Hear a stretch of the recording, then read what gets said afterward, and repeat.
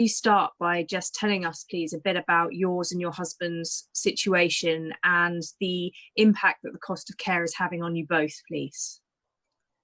Well, in a word, the impact on us all is enormous. If my husband had had a tumour or needed dialysis, then the NHS would pay for his care. But because he has dementia, it does not. Care homes recognise that dementia is a disease, and they charge us an extra 15% to look after him because he has dementia and because that involves additional needs. Consequently, when he went into a care home, we had to find £1,000 a week. That's £52,000 a year for his care. Now, that seems like a lot of money, but I always say to my friends when I talk about it that it's extortionately expensive, but it's good value for money. It costs that much to give people really good care. My husband was a doctor in the NHS, and he was really proud to be a doctor in the NHS. He spent his whole life paying his national insurance in the knowledge that when it was his turn, the NHS would take care of him, but it hasn't.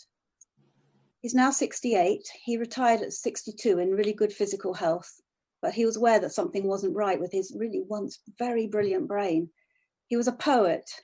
He had vigorous interests in astronomy, in the arts, in philosophy. Now he's unable to utter a couple of words at a time. He has seizures, he has falls, he's doubly incontinent. He doesn't recognize his own children.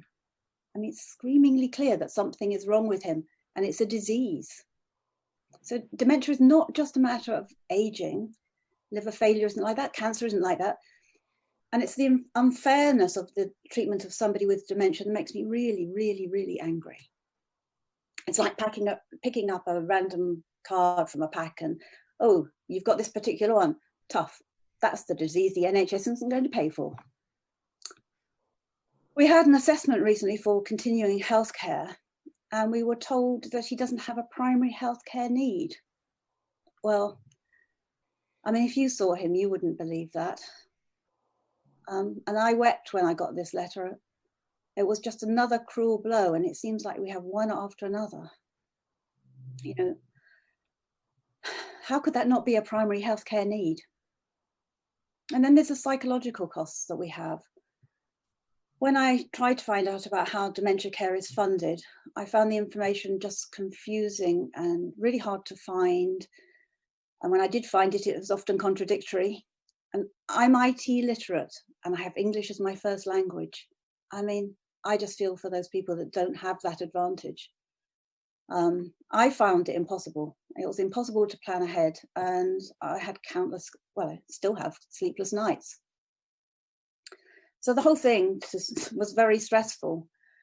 And my children ended up being more concerned about me almost than about my husband, because I was not only having the burden of his care, but I also had the stress of trying to navigate the system, or more accurately, the lack of a system.